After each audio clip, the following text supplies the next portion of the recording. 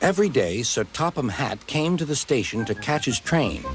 "Hello," he always said to Thomas.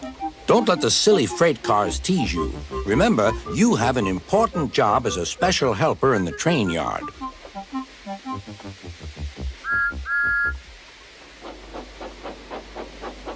There were lots of freight cars, and Thomas worked very hard pushing and pulling them into place.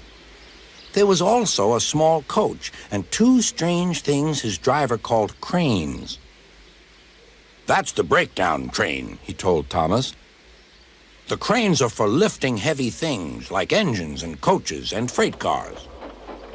One day, Thomas was in the yard. Suddenly, he heard an engine whistling. "Help! Help!" A freight train came rushing through much too fast. The engine was James, and he was frightened.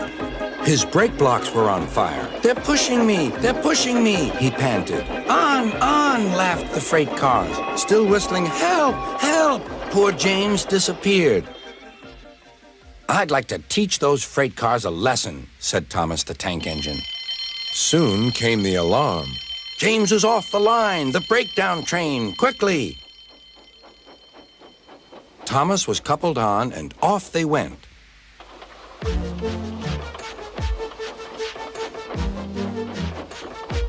Thomas worked his hardest. "Hurry, hurry, hurry," he puffed.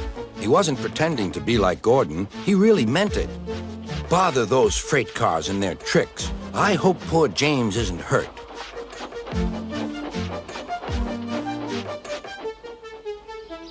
James's driver and firemen were feeling him all over to see if he was hurt.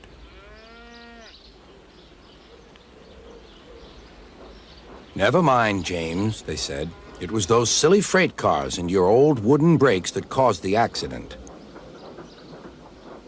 Thomas pushed the breakdown train alongside. Then he pulled away the unhurt freight cars. "Oh dear, they groaned. Serves you right, puffed Thomas. He was hard at work, puffing backwards and forwards all afternoon. "This'll teach you a lesson, he told the freight cars. And they answered, "Yes, it will, yes, it will."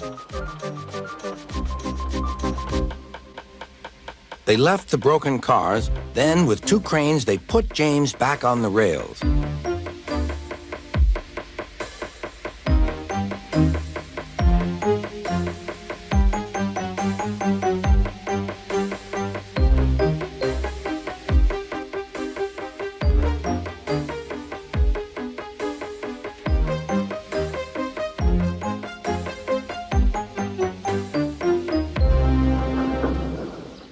He tried to move, but he couldn't, so Thomas helped him back to the shed.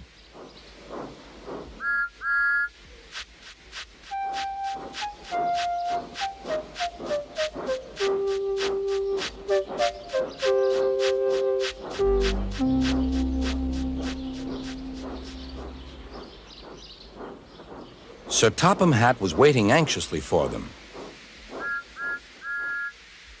"Well, Thomas," he said, "I've heard all about it, and I'm very pleased with you. You're a really useful engine. James shall have some proper brakes and a new coat of paint, and you shall have a branch line all to yourself." "Oh, thank you, sir," said Thomas. Now Thomas is as happy as can be. He has a branch line and two coaches called Annie and Clarabelle. He puffs proudly backwards and forwards with them all day.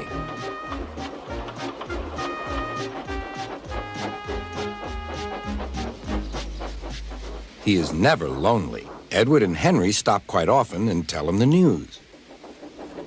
Gordon is always in a hurry, but never forgets to say, "Boop, boop," and Thomas always whistles, "Beep, beep," in return.